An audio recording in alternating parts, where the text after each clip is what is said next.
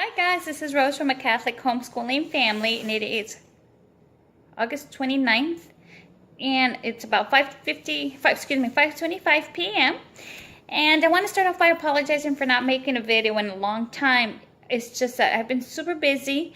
I've been homeschooling for about 2 years now, maybe exactly 2 years now. I started homeschooling when my son was he's 11 now. He was 9 going into the 4th grade, and my daughter was 5. She was going into kindergarten. She is now 7. And it was just about exactly this time today. This time 2 years ago, that's what I meant to say, when I pulled them out to start homeschooling them. They actually only went to school 2 weeks of that school year. My son had been going to school since he was 3, and I feel terrible about that. And my daughter had never gone to school. She only went for those 2 weeks, and that's it. When I started homeschooling, I didn't know very much at all about it. I just knew that I wanted to do it because of what my son had been experiencing in school and what I had seen as a parent.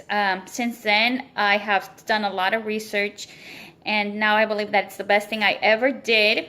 And even though I had specific reasons at the time to homeschool, I now have better and more, more validation to, or at least for myself, I validated myself to do it.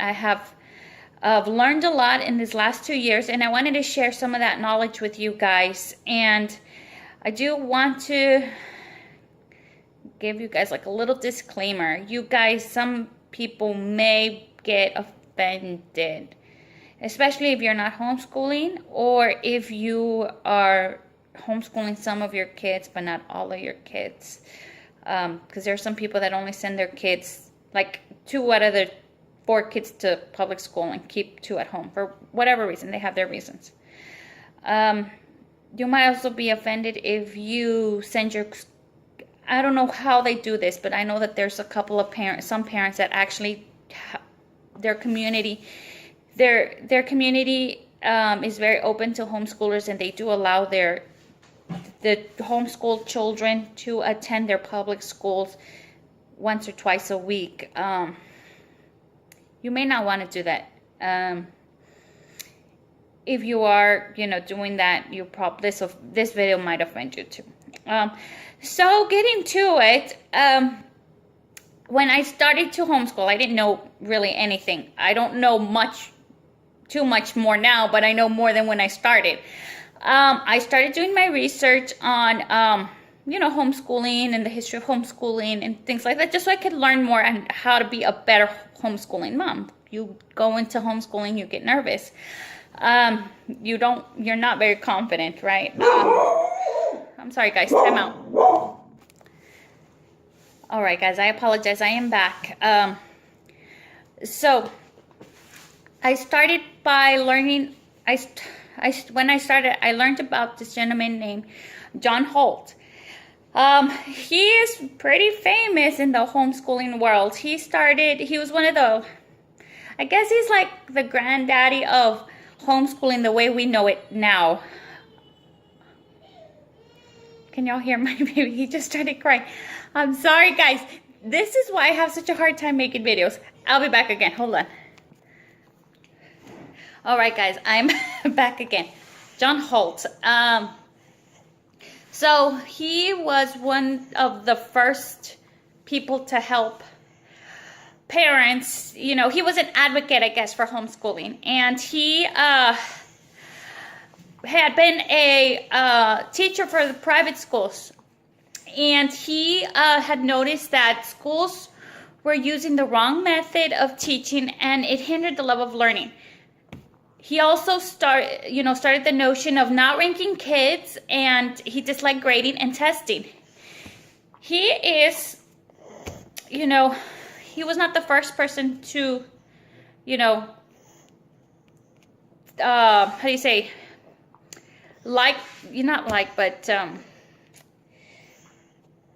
to promote, excuse me, he was not the first person to promote unschooling, but he did start bringing more awareness to unschooling in the 70s. In 1977, he created the first homeschooling newsletter. Okay, this was a way for him to share awareness to people, give people information on how they could homeschool, and also to try to make communities for homeschoolers. He started his newsletter in 1977, and it is called Growing Without Schooling. There is a website called Growing Without Schooling, and that is based on John Holt's methods and ideas. Please look that up. All of the names that I'm gonna mention to you guys, if y'all don't know of them, please Google them. It's very important and very informative. And all the people that I'm gonna mention to you right now have all been in the education system. None of them had just decided to bash the school system because they just decided to bash the school system. All of them were in one way or another involved in the school system and did not like it and have experience with it. So please do your research on these names. Very important. So John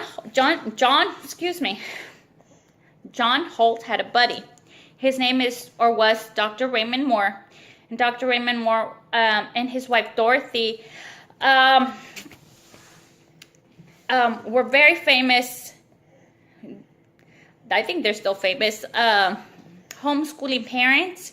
And Dr. Raymond Moore, him and his wife came up with the Moore formula. It's very interesting, guys. And he has a philosophy of better late than early. And they believe that children should not be forced until about minimum no earlier than age 8. And it's best if you wait until age 12. Now, something that I don't know where this came from, but it is in my head. I heard it from somewhere. I didn't make this up. And it might have even come from them. I don't know. I couldn't verify. I didn't verify, rather. So, I just mentioned it's best to wait until age 12. It was mentioned somewhere, and it stuck in my head, that Jesus did not start school until he was 12. So, remember that. And so the Moores also say that it's okay if your child is a late reader, even until the age of 14. They're more likely, or most likely, to be the best readers with better comprehension skills, stronger brain development, better brain development for learning, and all of this without killing the child's creativity. Again, they do have the philosophy of better late than early, and they have a very famous book called School Can Wait. Google all of that. Now, I'm going to start talking about or leading into conspiracies. There's this gentleman named John Taylor Gatto. Well, okay, guys, let me just say this super quick before I move into John Taylor Gatto. One of the reasons that it took me so long to make this video was that, and actually I did start this video like 4 or 5 times. This is probably like my 5th time trying to make this video. One of the reasons why it took me so long to try to make this video is because I had to go back and reread and try to relearn or refresh my memory of all the things that I learned. And I never make notes, but I did make notes on this because I want it to be a very informative video for you guys. And I didn't want to give you false information, okay? So, moving back to John Taylor Gatto, okay? This gentleman, he's still alive right now, very famous. Most of you, if y'all homeschool, y'all know this. I think somebody's about to knock on my door. But he has a very... There it is. I'll be back, guys. No, I'm hungry. Oh, my goodness. Okay, guys. Again, sorry for all the interruptions. I most likely I'm not going to cut them out because that's too much work. And as y'all can see, I am pretty busy. John Taylor Gatto. He has a famous book named Dumbing Us Down, Weapons of Mass Instruction. He has a lot of work out there, but I won't go into everything that he has said. YouTube him. He's got so many videos. He's John Taylor Gatto, if y'all don't know who he is. He was New York City, the whole city of New York, Teacher of the Year in 1989, 1990, and 1991. Then in 1991, he won for the whole state of New York, Teacher of the Year. And that same year, he sent in like a letter to the Wall Street Journal. They published it, and it was called I Quit, I think. And he did say that he could no longer hurt kids to make a living, and he truly did quit. At that point, I don't know if the research started before or after that time, but he did start putting out a lot of books, and he came across certain information. He did his research and came across certain information that started to talk about why school was created, and that the main purpose for school is to create worker bees and to kill critical thinking and to kill your child's self-esteem and self-worth and self-individuality or individuality, excuse me. All of this for the benefit of the elite who wanted to take control of your children, basically, to make your children into a robot puppet. I call them robot puppets because I don't know any other word to describe it. And it is a very scary thing to know that you're sending your children off to school so they can be indoctrinated, so they can be brainwashed into believing that they're there for their own benefit, so they can grow up to be special, grow up to be leaders of the community, when the opposite is true. They're going to school so they cannot ever be leaders, so they can have any creativity, inspiration, motivation, anything that would possibly lead them to a better life, anything that would possibly lead them to be their own individual is being killed. That's scary. And John Taylor Gatto is not the only person that has researched this and that has put this down on paper. There is a woman, the only woman that I'm going to talk to you about right now, and that I know of up to this point, that has similar beliefs and ideas. Her name is Charlotte Iserbyt, and she happened to be at the right place at the right time, and she uncovered a lot of documentation that exposes people like the Rockefeller, Carnegie, and their idea to dominate the children in order to help the New World Order to grow. It's very sinister. It's all very scary and evil. A lot of this stuff that I'm telling you, I'm gonna post links to videos at the bottom so you guys can do your own research and follow the trail that I'm leading you down. I'm going to say this, okay? This is going to be very offensive to some people. First of all, do your research. Do your research. It's scary. The plans for your children is scary. Do your research. Google the people that I'm talking to you about. Then, if you are not homeschooling your children, if you love your children, if you truly love your children, truly love them, selflessly, in order love them enough to sacrifice yourself, you will homeschool.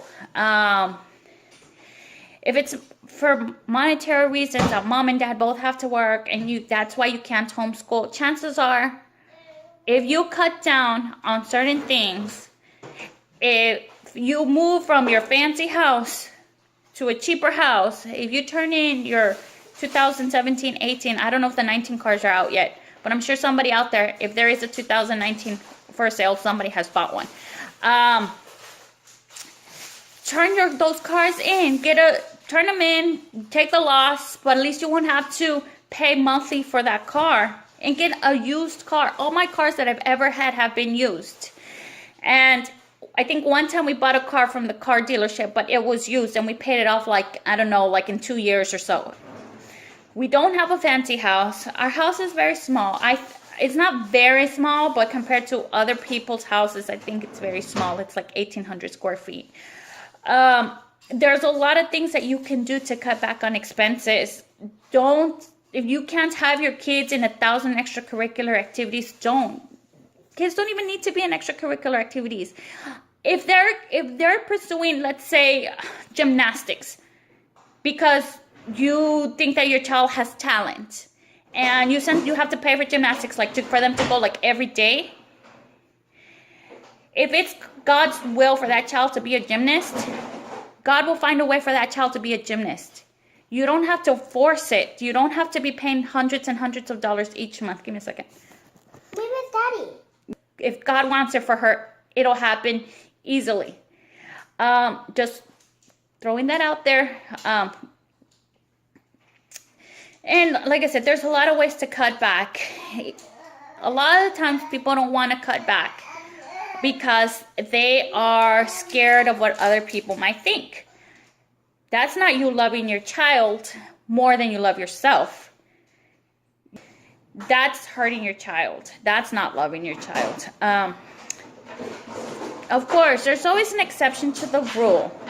I do want to say that. But almost everybody can find a way to homeschool. I know some parents where the husband works all night, so he can be at home in the daytime with his kids, so his wife can go to work in the daytime. I know of another mom, a single mom, who drops off her kids to her mom's house in the morning, so the kids can do homeschool at the grandma's house.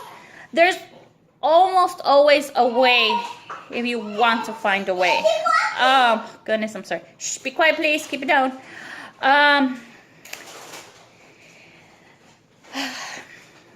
The other thing I wanted to say is that, give me a second. I'm sorry. The other thing that I wanted to say was that in the videos that I'm going to post down at the bottom, I'm going to post something on the Leepers. I forgot their name. Leepers, I think, versus Arlington case. This happened here in Texas, by the Houston area, but Arlington is closer to, I think, the Dallas area. A lot of these homeschooling parents that were persecuted, they were threatened with jail. I know some parents did go to jail, maybe not on that group, but some parents actually did get jailed because they wanted to homeschool their children. Threatened with child protective services. People had, child protective services had gotten involved in the past with homeschooling parents. So I'm going to post that link of a particular group of people, not necessarily the people that were jailed, or maybe they weren't threatened with child protective services. I'm not sure, but the Leeper versus Arlington case is a group of people parents that fought the state in order to have the right to homeschool. These people were so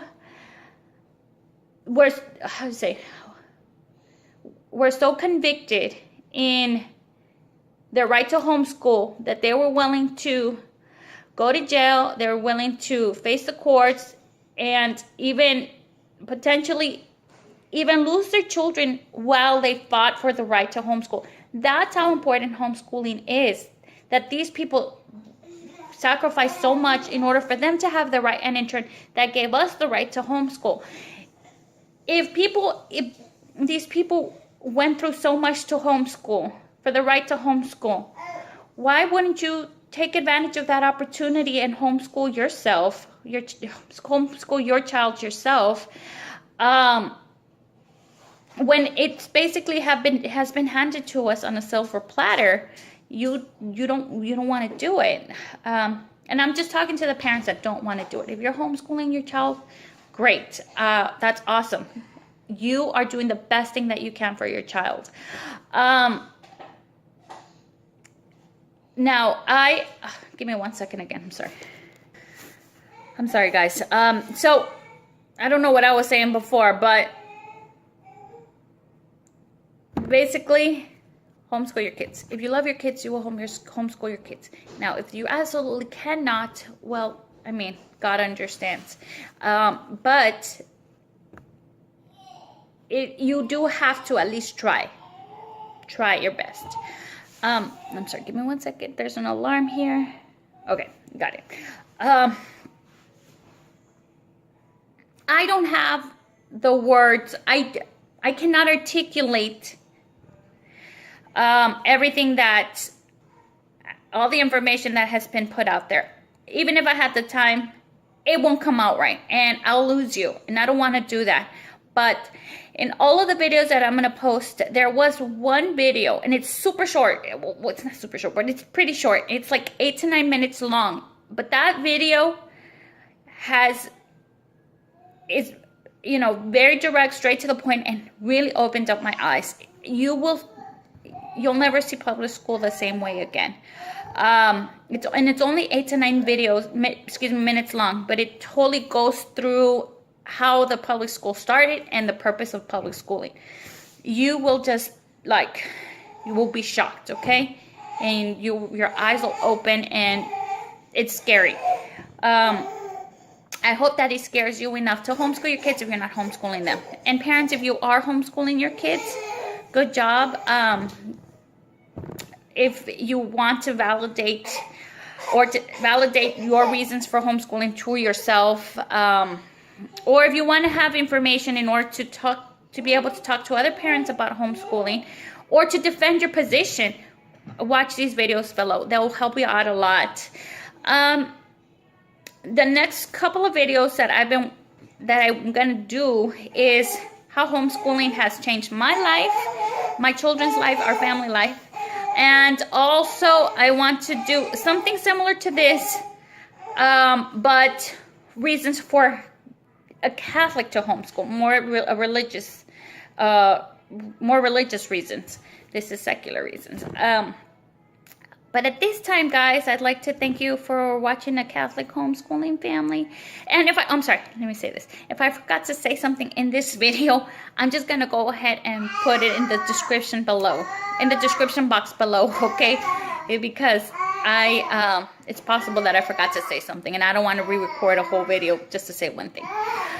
All right, guys. Now, at this time, I'd like to thank you for watching a Catholic homeschooling family. God bless you. Bye-bye.